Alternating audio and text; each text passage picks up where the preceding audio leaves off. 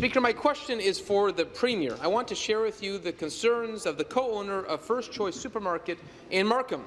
They've been open since 1995. They employ 30 staffers. They have over 100 spotlights in their store. They now have dimmer lights, and they've switched from 60 watts to 80 watts and 100 watts. They also have a large number of refrigerators and water tanks for seafood.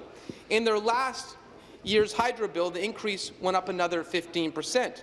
Mr. Speaker, this means that their bills are over $30,000 a month. They thought they were going to get relief from this government based on the promises this spring, yet their bills continue to skyrocket. What message do you have for that small business in Markham? When is their relief coming? When can they have hydro bills that they can afford? Minister of Energy. Minister of Energy.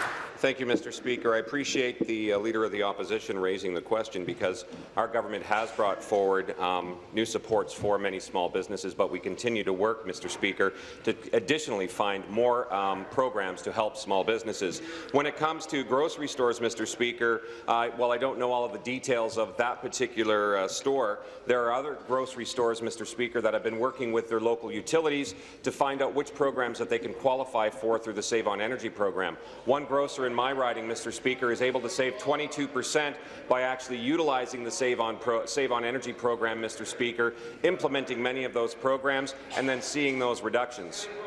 We also, Mr. Speaker, have seen a modest decrease for all businesses as well by taking some of the social programs that we had on the rate base before, Mr. Speaker, and we now have that on the tax base because those are social programs and that's where they should be, and I'll have more to add in the supplementary, Mr. Speaker.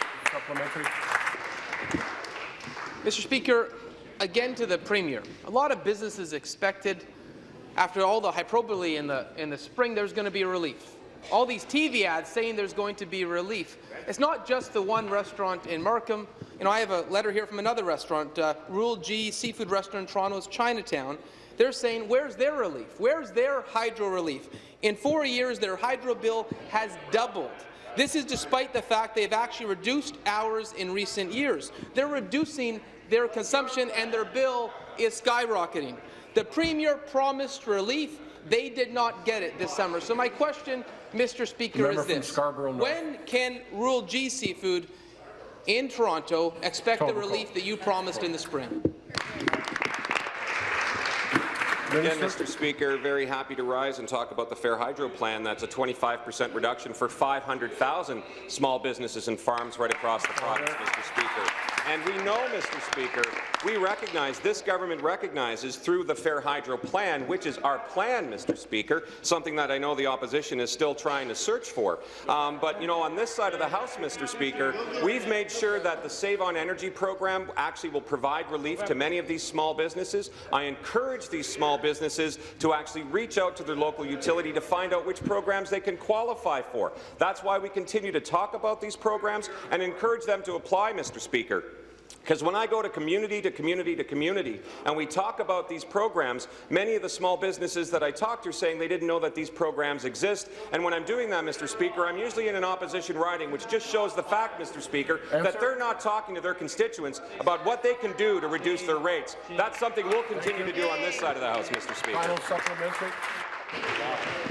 Mr. Speaker, again to the Premier, the two restaurants, the two businesses I just mentioned were in Liberal MPP ridings. The reality is businesses are struggling with hydro. And let me say, the co-owner of the First Choice Supermarket in Markham isn't confused. The owner of Roll G Seafood Restaurant isn't confused about their bill. They see it skyrocketing.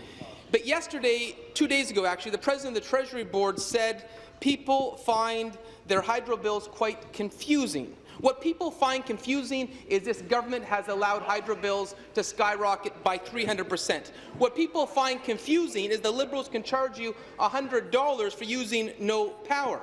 What people find confusing is the fact that government shut off thousands and thousands of Ontarians from power last winter. So maybe the Premier can answer this. Who really is confused? Is it our hard-working small businesses or is it the Liberal ministers? Question. Thank you. You seated, please. Start the clock. You seated, please.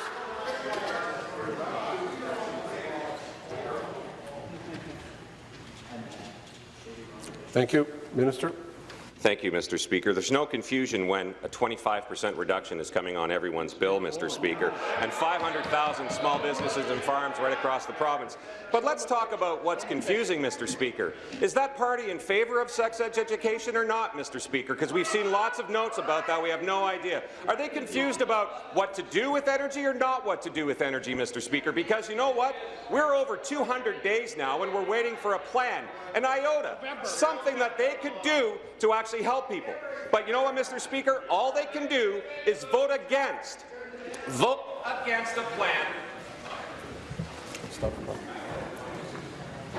The member from Stormont come to order. The member from Niagara West come to order.